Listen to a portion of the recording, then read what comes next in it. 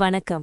தகவல் டிப்ஸ் 360 சேனலுக்கு வந்திருக்கும் எல்லா அன்பான பார்வையாளர்களுக்கும் என் மனமார்ந்த வணக்கம்.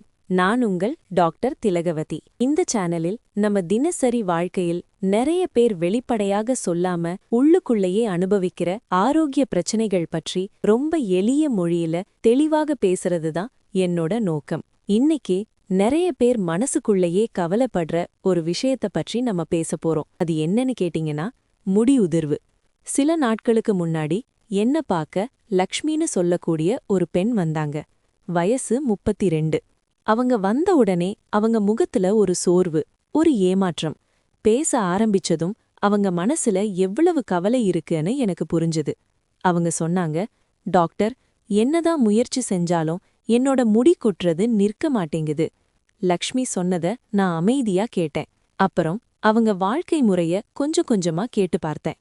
வாரத்துக்கு 2 தடவை எண்ணெய் தேய்க்கிறாங்க. நல்ல விலை உயர்ந்த ஷாம்பு உபயோகப்படுத்துறாங்க. Serum, hair mask. அவங்க சொன்ன விஷயங்கள் எல்லாமே பார்க்கறதுக்கு சரியான விஷயங்கள் தான். ஆனா அவங்க பிரச்சனை என்னன்னு லக்ஷ்மி சொன்னப்போ அதுதான் உண்மையா எனக்கு தோணுச்சு. சீப்புல நிறைய முடி, குளியலறையில தரையில கிடக்கிற முடி, தூங்கி எழுந்ததும் தலையணை மேல முடி கொட்டி கிடக்குது.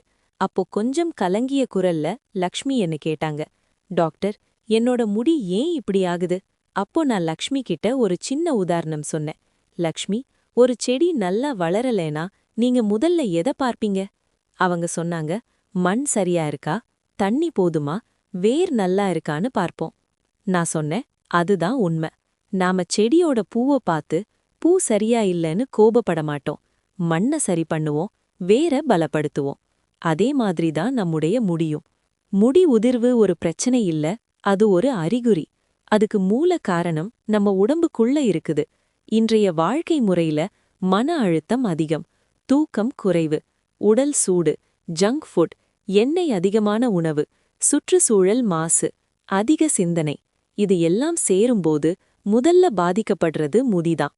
முதல்ல சின்ன சின்னதா உதிர ஆரம்பிக்கும். அப்போ நாம பெரிய விஷயம் இல்ல அப்படின்னு விட்டுடுறோம். ஆனா காலப்போக்குல அதே முடி ரொம்ப பெரிய பிரச்சனையா மாறுது. நான் லக்ஷ்மி கிட்ட சொன்னேன், நீங்க எவ்வளவு விலை உயர்ந்த எண்ணெய் பயன்படுத்தினாலும், எவ்வளவு நல்ல ஷாம்பு பயன்படுத்தினாலும், உங்களுடைய உடம்புக்குள்ள முடிக்கு தேவையான ஊட்டச்சத்துக்கள் கிடைக்கலனா முடி நிற்காது. மண் வளமா இல்லாம செடியில பூ வருமா? அதேதான். அப்போ லக்ஷ்மி கேட்டாங்க, டாக்டர், அப்போ என்ன சாப்பிடணும்? நான் சொன்னேன், முடிக்கு உரம் மாதிரி வேலை செய்யும் 7 உணவுகள் இருக்கு. இன்னைக்கு அந்த 7 உணவுகள் என்னன்னு நம்ம ஒன்னொன்னா பார்ப்போம். முதல்ல நான் சொல்ல விரும்புற உணவு முருங்கைக்கீரை. இது இயற்கையாகவே நமக்கு கிடைக்கக்கூடிய ரொம்ப சக்தி வாய்ந்த ஒரு உணவு. இந்த முருங்கைக்கீரையில முடி வளர்ச்சிக்கு தேவையான பல ஊட்டச்சத்துக்கள் இருக்குது. இதுல இருக்கிற வைட்டமின் ஏ முடியோட வேர்களை உறுதியாக்குது. இரும்புச்சத்து முடி வேர்களுக்குள்ள இரத்த ஓட்டத்தை அதிகரிக்குது. ஜிங்க் சேதமடைந்த முடி திசுக்களை மீண்டும் சரி செய்யுது. வைட்டமின் சி கொலாஜன் உற்பத்திக்கு உதவுது. இதுல இருக்கிற அமினோ அமிலங்கள் முடி வளர்ச்சிக்கு முக்கியமான கெரட்டினை உருவாக்குது. நீங்க முருங்கைக்கீரைய பொரியல் பண்ணியும் சாம்பார்ல சேர்த்தும் சாப்பிடலாம். அது கிடைக்கலனா முருங்கைக்கீரை பவுடரை வெதுவெதுப்பான தண்ணீர்ல கலந்து குடிக்கலாம். முடிக்கு ஒரு நேச்சுரல் மல்டிவைட்டமின் மாதிரி இது வேலை செய்யும். அடுத்ததாக வாழைப்பழம். வாழைப்பழம் மலிவா கிடைக்குது, ஆனா முடி வளர்ச்சிக்கு ரொம்ப முக்கியமானது.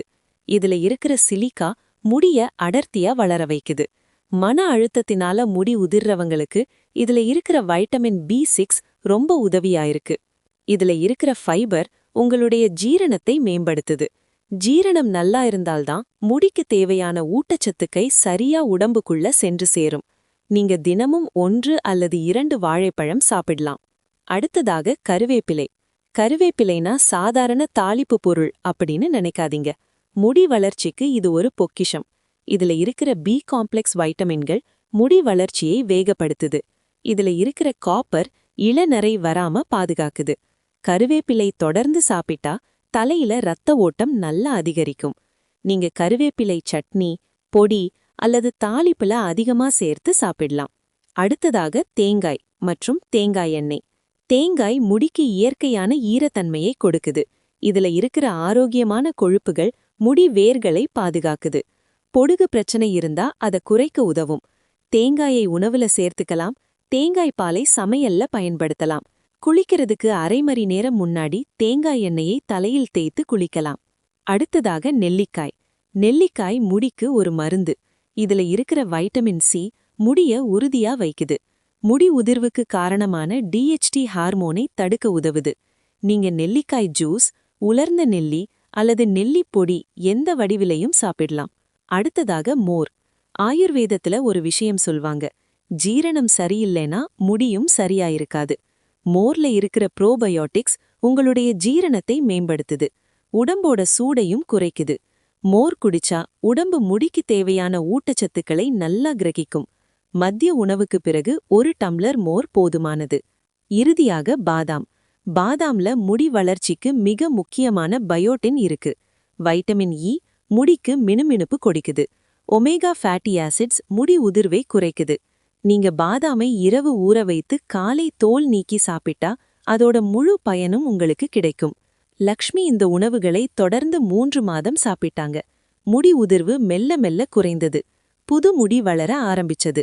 அவங்க சொன்னாங்க, டாக்டர், இப்பதான் என்னோட உடம்பு என்னோட முடிக்கு உதவி பண்ற மாதிரி இருக்கு. இதுல இருந்து நம்ம எல்லாரும் புரிந்து கொள்ள வேண்டிய ஒரே ஒரு உண்மை, முடி அழகு பாட்டிலில இல்லை, பிளேட்டில இருக்கு. இந்த வீடியோ உங்களுக்கு பயனுள்ளதா இருந்துச்சுன்னா லைக் பண்ணுங்க. உங்க குடும்பத்துல யாருக்காவது முடி பிரச்சனை இருந்தா இந்த வீடியோவை ஷேர் பண்ணுங்க. இது போன்ற ஆரோக்கிய தகவல்கள் தொடர்ந்து கிடைக்கணும்னா தகவல் டிப்ஸ் 360 சேனலை சப்ஸ்கிரைப் பண்ணுங்க. நன்றி.